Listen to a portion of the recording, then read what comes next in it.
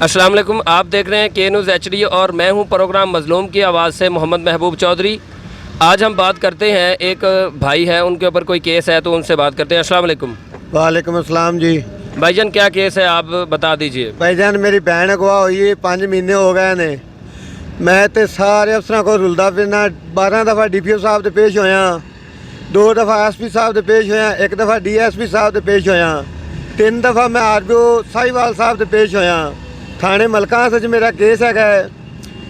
SHO पहले कहते रहे मैं तेरा पर्चा खर्च कर देंगा, तू तो वकूआ नहीं, तू शेखूपुरे जा ओ आए। मेरी भैन इतों अगवा हुई है, 6 बच्चों की माँ है, 3 बच्चे ने, 3 बच्चे ने वो जी यतीम होए पे ने, तो मैं उन्होंने रोटी खुआन जो कि मेरे को कोई चीज़ नहीं बची।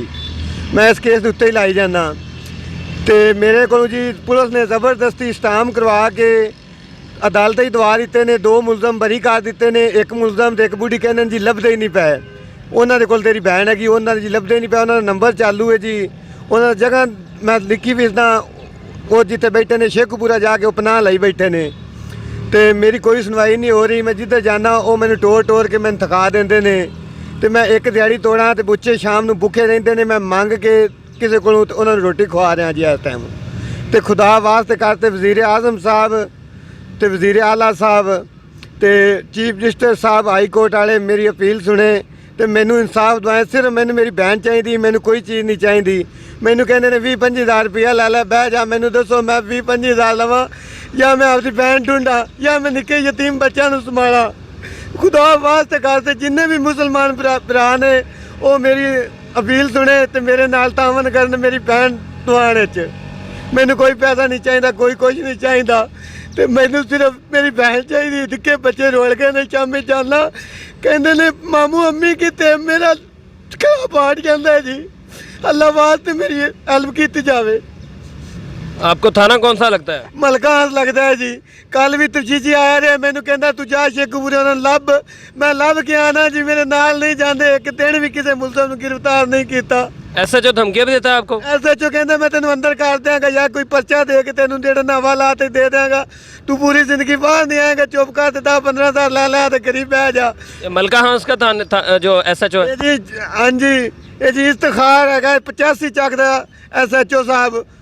वो मैनू कहते ने, वो चौधरी एजाज साहब है जी नूरपुर का, वो कहते ने उन्हें मेरे कुछ टाइम भी दवाए ने, मैनू मारिया भी है। मैनू 2 घंटे हवालात भी SHO साहब ने दी रखे थाने मलकां। अच्छा, आपको मारा भी है? हाँ जी, मेरे को जिले स्टाफ लाया, मैं कला बंदा टुरना जी, मेरे ना कोई इंसाफ नहीं हो रहा जी। मैनू खुदा वास्ते मैनू इंसाफ दे दो। ठीक हो गया?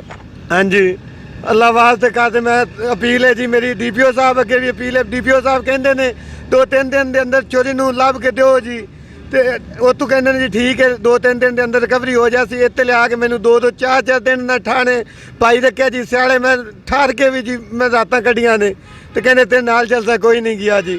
RPO ऑफिस आपकी सुनवाई नहीं हुई? RPO ऑफिस साहब जी मैं 3 दफ़ा आया, उन्होंने कहा जी तेरा इंक्वायरी चलती पी, इंक्वायरी चलती पी। अज कह तू DPO साहब को जा, DPO साहब ने तेरी इंक्वायरी ला दी है जी। DPO साहब से मैं 12 दफ़ा अगे भी पेश होया जी, 2 दफ़ा SP साहब से पेश होया जी, 1 दफ़ा DSP साहब से पेश होया, 2 दफ़ा IG पंजाब साहब से पेश होया। लाहौर पुरानी नार गली जाके जी मंग तंग तो मैं किराया वसूल करना, किसी को 100 लै, किसी को 50 लै।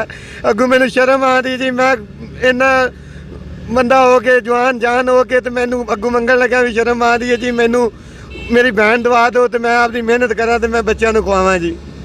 जी ठीक हो गया जी। नाज़रीन, आप सुन रहे थे कि यहाँ पे हमारे साथ जो भाई मौजूद है, इनके ऊपर इनकी जो बहन है उसको अगवा कर लिया गया, और बजाय इसके कि हुकूमत या इंतज़ामिया पुलिस इनकी मदद करने के इनको ज़दोकोब भी किया, मारा पीटा भी है। ये SHO का नाम भी ले रहे हैं और थाना भी इनका जो बनता है मुतलका थाने का भी नाम ले रहे हैं। वहाँ की पुलिस ने इनको मारा पीटा भी है, ये आपके सामने है। ये रो रहे हैं, फरियाद कर रहे हैं, तो इनकी फरियाद सुनी जाए। मैं अपील करता हूँ RPO साहिवाल से, DPO साहिवाल से और इसी तरह कमिश्नर साहिवाल से और हुक्काम बाला से, हुकूमत पाकिस्तान से कि खुदारा होश के नाखुन लें, कहीं कहरे इलाही को आवाज़ ना दें। कहरे इलाही को पहले ही कहरे इलाही आया हुआ है कोरोना वायरस की शक्ल में, तो मज़ीद इन जैसे मज़लूम भाइयों की दाद रसी ना करके और किसी अजाब को दावत ना दें। जी।